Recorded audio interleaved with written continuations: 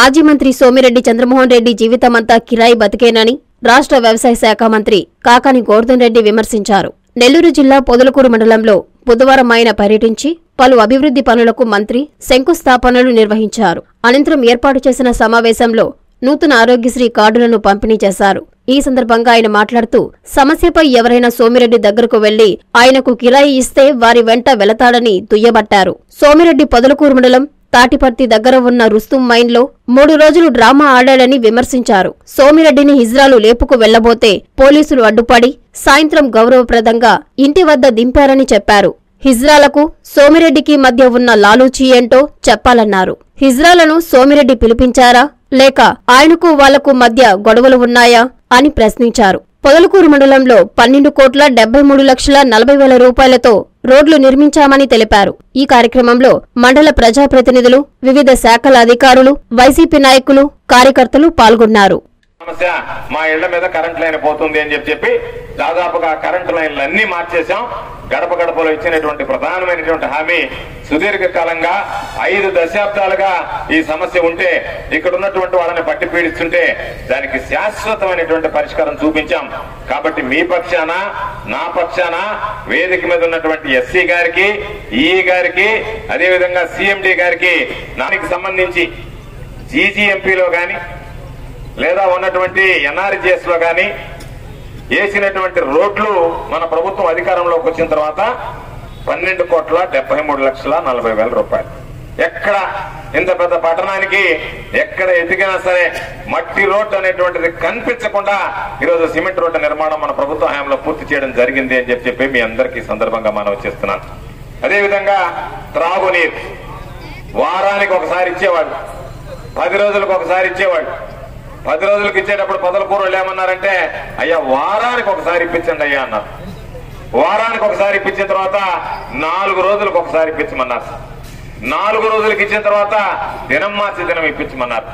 దినం మార్చి దినం కాదు, ఈరోజు ప్రతిరోజు ఎక్కడ పొదలకూరుకి సంబంధించి త్రాగునీటి సమస్య లేకుండా శాశ్వత పరిష్కారం కోసం మహానేత రాజశేఖర రెడ్డి గారు ముఖ్యమంత్రిగా ఉన్నప్పుడు నా జీవితం అంతా మీరు ఎవరినైనా కనుక్కోండి.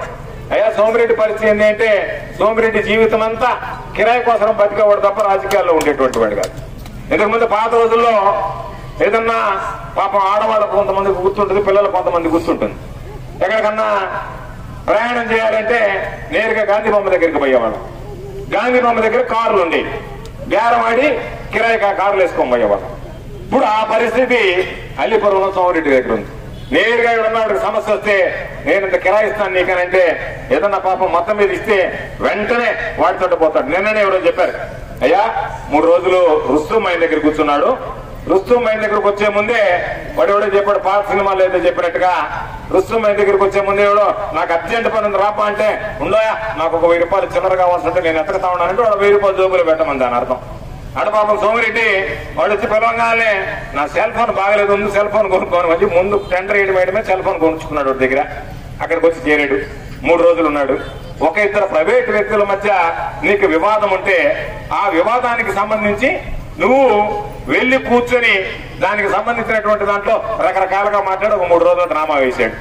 హిజ్రాలు వచ్చారు, ఆ హిజ్రాలు పాపం ఆయన లేపుకొని తెస్తపోతే మన పోలీసులు పాపం సిఐ గారులందరూ అడ్డపడి అసహ్యంగా ఉంటుందని చెప్పి కూర్చోబెట్టి వాళ్ళేదో సాయంకాలం గౌరవప్రదంగా లేపు పంపించారు.